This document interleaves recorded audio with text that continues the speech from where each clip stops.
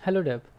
तो पिछली बार हमने नेक्स्ट जेएस में बात किया था रीवैलिडेट के बारे में। बेसिकली जब आपका डेटा जो है कोई चेंज होता है, ठीक है, तो जब ये कैसे पता चलेगा, हमारे पेजेस को कैसे पता चलेगा। तो यहाँ पर ये क्या करता है कि ये वैलिडेट करता है आपके पेजेस को अगर कोई डेटा जो है उसमें चेंज हुआ है, ठीक है।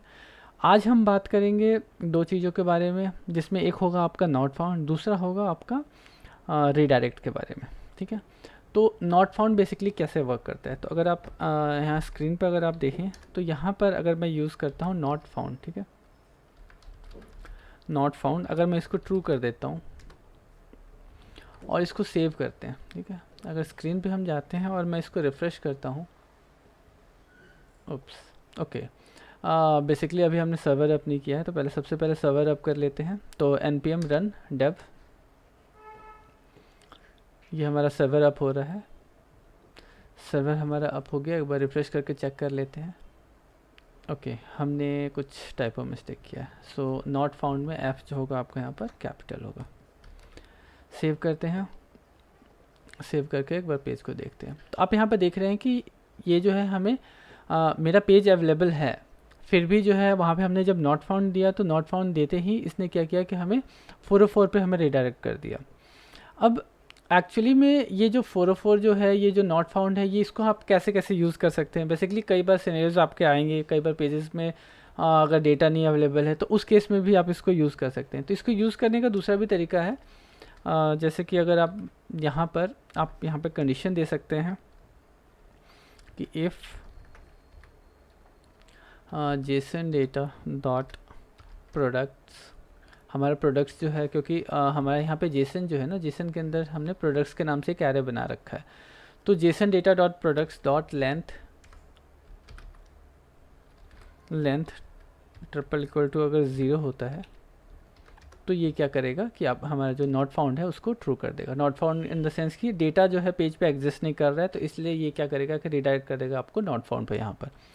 तो एक बार इसको चेक कर लेते हैं बेसिकली कि ये वर्क, सॉरी यहाँ पर जो है ना इसको हमें रिटर्न करना है। अगर यहाँ पर आप देखें तो यहाँ पर इसको रिटर्न कर रहे हैं, इसलिए यहाँ पर भी इसको हमें रिटर्न करना है। तो रिटर्न कर देते हैं हम इसे, ये इसको सेव करते हैं और अपने पेज पे जाते हैं। पेज को अगर मैं जैसे रिफ़्रेश करता हूँ, आप यहाँ पर देखेंगे कि हमारा जो है प्रोडक्ट जो है अभी लोड हो रहा है। अब क्या करते हैं कि जेसन में से डेटा को डिलीट कर देते हैं। बेसिकली हमने क्या किया कि यहाँ पर प्रोडक्ट्स हमारे जो एरे है उसका लेंथ हमने चेक किया है।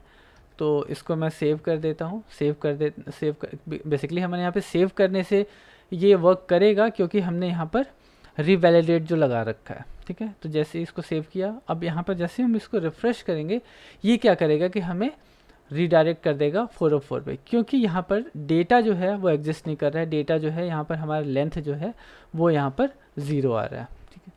चलिए इसको फिर से हम बैक कर देते हैं, सेव करते हैं।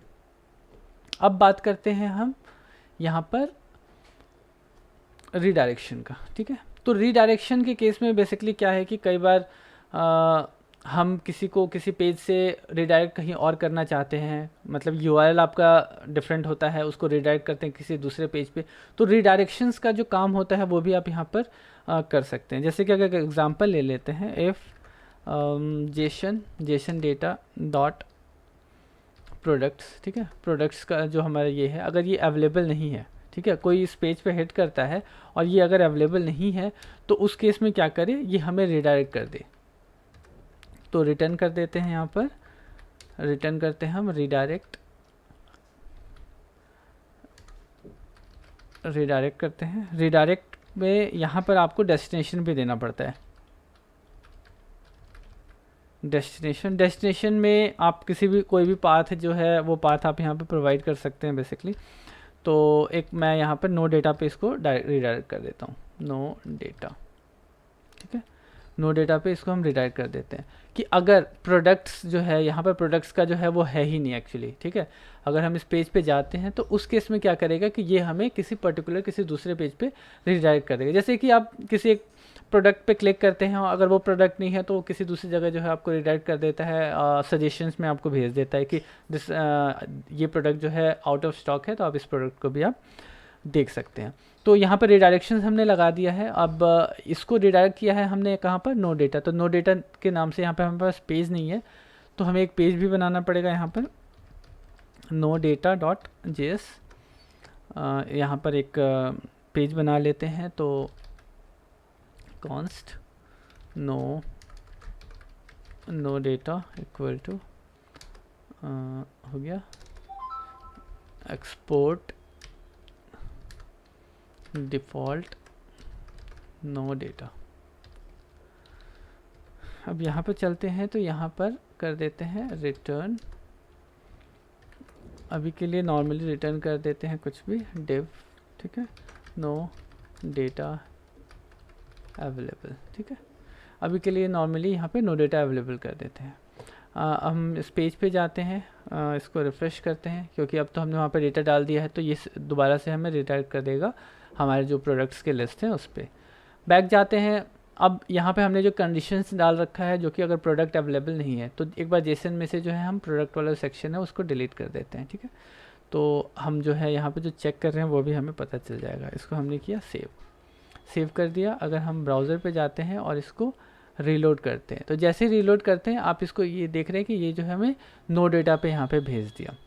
तो कुछ मतलब बेसिकली कोई भी हम पेज बनाते हैं तो वहाँ पर जो है हमें कंडीशंस को जो है फॉलो करना पड़ता है, हमारे कंडीशंस जो है वो हमें चेक करना पड़ता है। तो कई बार कंडीशंस जो है इस तरीके से मीट होती हैं, तो या तो आपका डेटा एग्जिस्ट कर रहा है, ठीक है, या तो नहीं कर रहा है, या तो नहीं कर रहा है तो उस केस में आप कहीं उसको और रिडायरेक्ट करना चाहते हैं। तो 2-3 सिनेरियोज जो होते हैं वो सिनेरियोज जो हैं आप गेट स्टैटिक प्रॉप्स के अंदर इन पैरामीटर्स को पास करके इनको रिटर्न करके आप अचीव कर सकते हैं। उम्मीद करता हूँ जानकारी अगर पसंद आई हो तो वीडियो को लाइक और चैनल को सब्सक्राइब करना ना भूलें। मिलते हैं नेक्स्ट टॉपिक के साथ, तब तक के लिए बाय बाय।